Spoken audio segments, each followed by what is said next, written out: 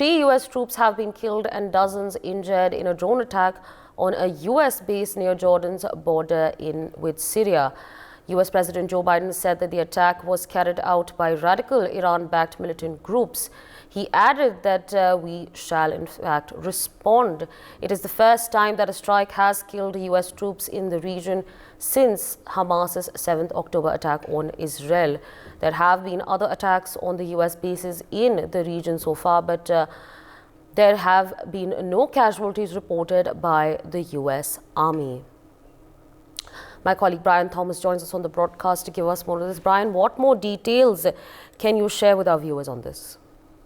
Well, Asabri, in an overnight drone attack on a small U.S. outpost in Jordan, 3 U.S. Army soldiers were killed and over 30 service members were severely injured. And this marks the first instance of, U.S. troops being killed by enemy fire in the Middle East since the beginning of the very, Gaza war. And even President Joe Biden also stated that the U.S. shall respond, confirming that the attack was carried out by radical Iran-backed militant group operating in Syria and even Iraq. And the drone attack, the latest that we're getting to know as well, that the drone attack, which was believed to be fired by Iran-backed militants from Syria, targeted Tower 22, which is near the Jordan-Syria border, and the specific militia group also responsible is still under investigation, and even the U.S. Central Command also confirmed the casualties and injuries, and with the plans of potential increase in the number of wounded. And despite over,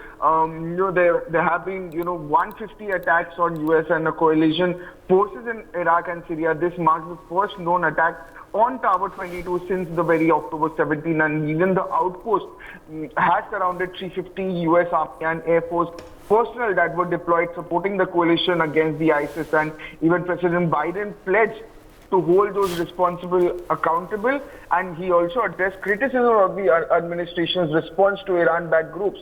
The Republican senators, including Lindsey Graham and even Roger Wicker, called for stronger actions, advocating for strikes against these Iranian targets. And amidst these escalating tensions, also officials also emphasized the desire to prevent a border conflict. And even General P.Q. Brown, who is the chairman of the Joint Chiefs of Staff, stressed the goal of deterrence without escalating the situation. And the killing of 3 Americans also coincided with upcoming talks between U.S. and Iran regarding the future of the U.S.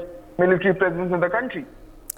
Yes, Sabri. All right, Brian. With that, I'd like to thank you for joining us on the broadcast and sharing those details with our viewers. Meanwhile, joining us on the broadcast is Group Captain UK Devnath, defence expert. Good morning, sir, and thank you so much for speaking to us on NewsX. Now, what do you make of this attack that has been made on the US base near Jordan's border with Syria? We know that three US troops have been killed and dozens have been injured in this drone attack. Sabri, further escalation in Hamas-Israel war. This is a sideshow. Probably this area which borders between Jordan and Syria-Israel triangle, very close to Golan Heights and Lebanon border, is sensitive for intelligence gathering. This particular Tower 22 is known as a intelligence gathering point where personnel from U.S. Army, U.S. Air Force and CIA, they operate. Their main purpose is to monitor all the electronic activity which is taking place so that they can find out the intentions of Syrian and Lebanese forces operating from these areas. There were some attacks a few years ago also on Tower 22, but they were not accurate enough. This is the first time that rather unguided rocket or missile which was fired by terrorists from north of the border from Syria, which fell inside the premises. Exactly who has carried out attack is yet to be ascertained, but normally Houthis in support with Hezbollah may have fired it. Some ISIS small fringe groups are still operating from Syria. They also keep attacking US forces who are based in Iraq and Syria. But this is the first time this attack has taken on Jordanian soil. Jordan remains a very firm friend of USA. King Abdullah of Jordan remains a very strong ally of USA, and Jordan has signed a peace treaty with Israel in 1993. So the probability that anyone from inside Jordan has done is very, very remote. U.S. Air Force operates. After the war started on 7th of October last year, U.S. Air Force inducted one F-15 squadron in Jordan, and they are still operating from Jordan, primarily to stop any movement of Iranian Air Force across the sky of Jordan towards Israel. That had created some local dissatisfaction amongst the local population who remain supporters of Hamas and Philistine people. So we have to see what response President Joe Biden gives. In a response to a question from a journalist, Joe Biden said, "We will respond."